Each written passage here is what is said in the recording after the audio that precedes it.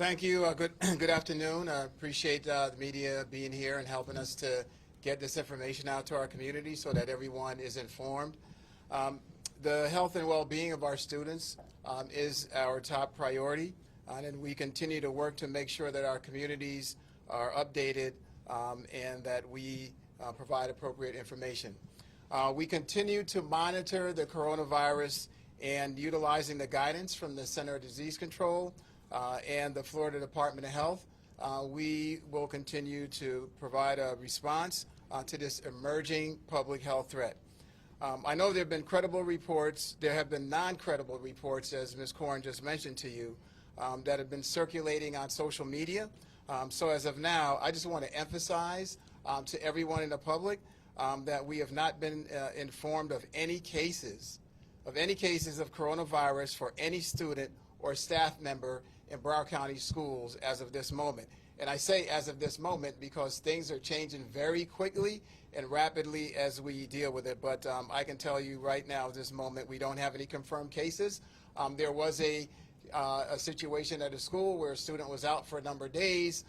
That student was tested, and the test came back negative. So at this point, we don't have any particular cases. The other thing I want to stress for the public is that Broward schools are not scheduled to be closed. Again, Broward schools are not scheduled to be closed. While, again, information is changing day to day, schools will remain open unless we announce otherwise. Now, our goal is to keep our schools open as long as possible while making sure that we're prioritizing the safety of our students and our staff.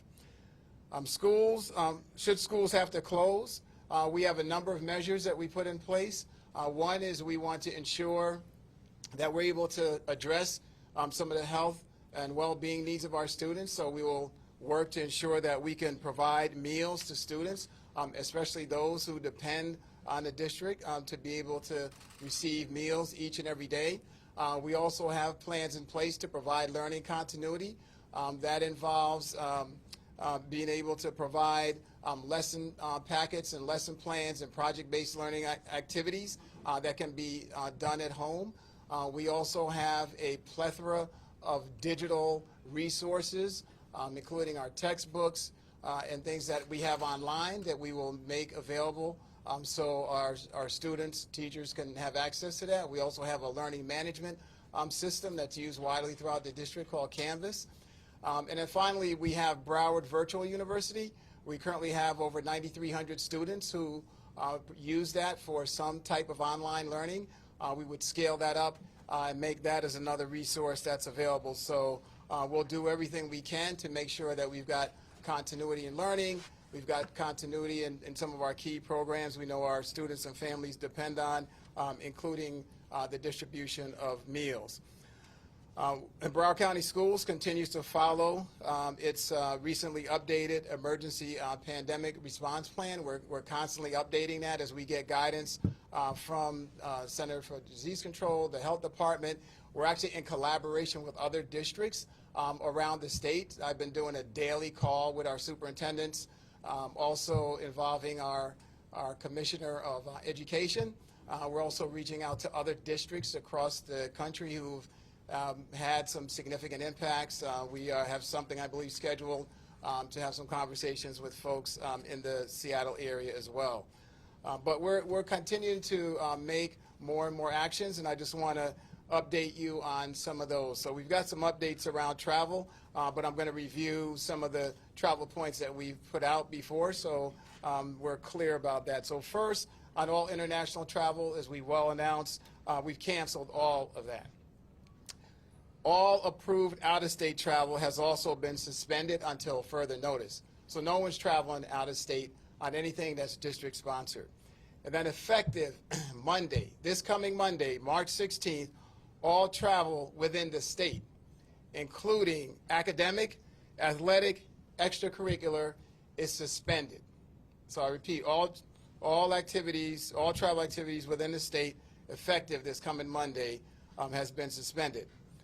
All students and employees traveling voluntarily to a Level 3 travel health notice area as identified by the Center for Disease Control, and they continue to update their list, Upon their return, they must self-report and self-isolate for 14 days before coming back to any school or any district department. We have a self-isolation form that is now on the district's website, as Ms. Korn had indicated. That's browardschools.com/coronavirus.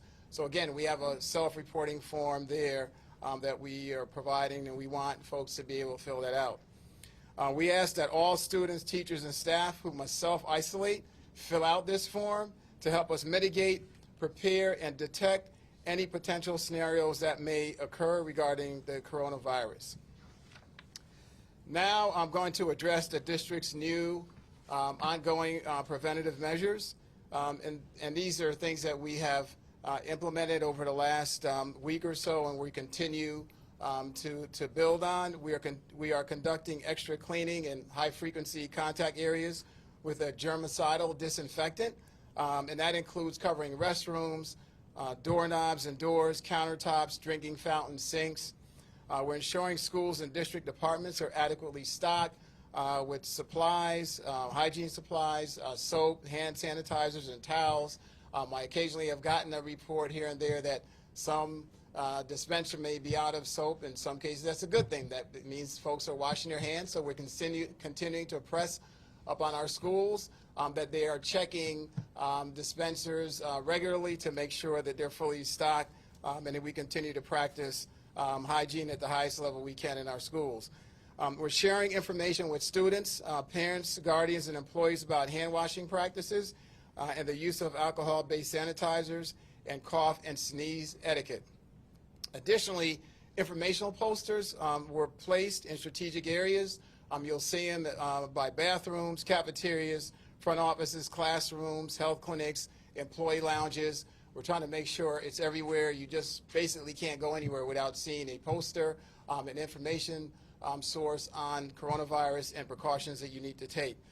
We're also continuing to make sure that we effective immediately any student who comes to a school and they're presenting flu-like symptoms, they will be isolated to a designated area of the school, and they will remain in that isolated designated area until a parent or guardian arrives to take them home. The student will not be permitted to return to school until he or she is medically cleared or the student no longer presents symptoms for 3 consecutive days.